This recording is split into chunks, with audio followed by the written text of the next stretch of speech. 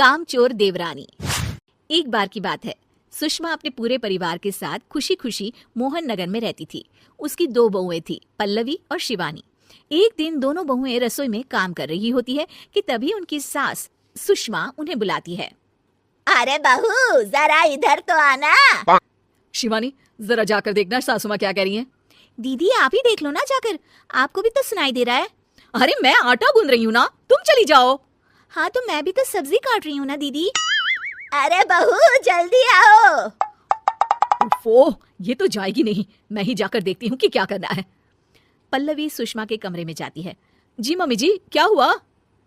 शाम को घर पर कुछ मेहमान आने वाले हैं, तो तुम अच्छा सा खाना बना लेना बहू। ठीक है मम्मी जी, आप बता दीजिए क्या क्या बनाना है और कितने लोग आ रहे हैं।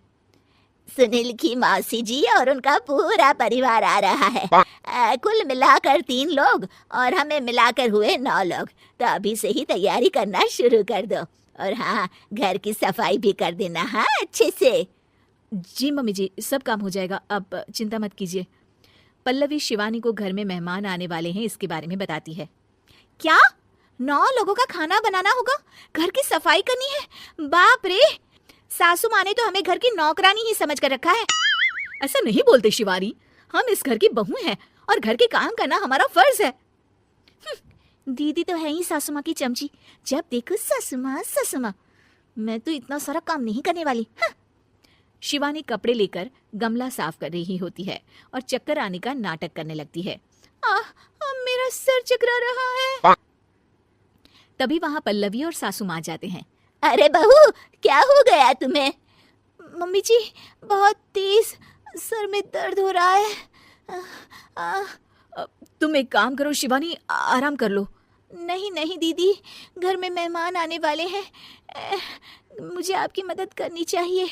अरे कोई बात नहीं शिवानी, तुम आराम कर लो, मैं सब काम कर लूंगी। ठीक है दीदी, अगर आप इतना कह रही हैं तो आराम कर लेती हूँ। शिवानी आराम से अपने कमरे में मैगजीन पढ़ रही होती है। इसे कहते हैं आराम की जिंदगी। इतना सारा काम। चलो सारा काम खत्म हो गया, शिवानी को देख आती हूँ। शिवानी अपने कमरे में ईयरफोन में गाने सुनते सुनते सो जाती है और उसके साइड में मैगजीन भी रखी होती है। पल्लवी वहां आ जाती है और वो सब देखती है। ओहो, तो मतलब सब काम चोरी का बहाना था। अभी बताती हूँ इसको। घर का सारा काम मुझे करना पड़ा और ये महारानी यहाँ मैगजीन पढ़ रही है, गाने सुन रही है। पल्लवी रसोई से एक प्लेट और चम्मच लेकर आती है और शिवानी को थाली बजाकर उठाने लगती है। शिवानी अचानक से उठती है। उठ गई महारानी, गाने भी सुन लिए, मैगजीन भी पढ़ ली। तुम तो बहुत बड़ी झूठी निकली शिवानी। तुमने सर दर्द का बहाना बनाया ताकि काम करने से बच सको। हाँ बनाया बहाना, तो क्या करती, इतने सारे काम करती। मुझे कोई शौक नहीं है चापलूसी का। क्या चापलूसी? तुम्हें लगता है कि मैं सारे काम चापलूसी के लिए कर रही हूँ? और नहीं तो क्या। तभी वहां सासू माँ आ जाती हैं। अरे बहू, वो लोग बस आने ही वाले हैं, तुम तैयारियां कर लो। जी सासू माँ, तुझे तो मैं बाद में देखती हूँ। सब खाना खाने बैठते हैं और खाना शुरू करते हैं। तभी सुनील की मौसी बोलती है। वाह भाई वाह, खाना तो बहुत ही अच्छा बना है सुषमा जी, एक एक चीज में क्या स्वाद है। ये सुनकर शिवानी मुंह बना लेती है। उसे अपनी जेठानी की इतनी तारीफ राज नहीं आती। आपकी बहुएं तो बहुत ही अच्छा खाना बनाती हैं।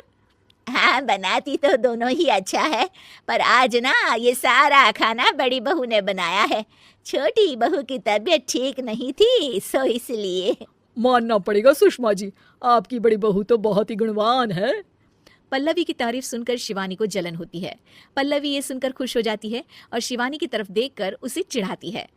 कुछ देर बाद मेहमानों के जाने का वक्त हो जाता है। मौसी जी सबके लिए उपहार लाई होती है। वो सबको शगुन के पैसे देती हैं और अंत में पल्लवी के पास आती है। तुम्हारे लिए शगुन का लिफाफा तो है ही, पर बहू तुम्हें एक और उपहार भी मिलेगा इतना अच्छा खाना बनाने के लिए। मौसी अपने सोने के कंगन निकालकर पल्लवी को पहना देती है। ये लो, ये मेरे मनपसंद कंगन है, अब से ये तुम्हारे हुए। धन्यवाद मौसी जी। ये देखकर शिवानी तो पूरी तरह से जल जाती है और गुस्से से रसोई में चली जाती है। तभी वहां पल्लवी आ जाती है और उसे अपने कंगन दिखाने लगती है। देवरानी जी, अब आपका सर दर्द ठीक तो है ना? मुझे लगता है कि अब सर दर्द शुरू हो गया होगा आपका।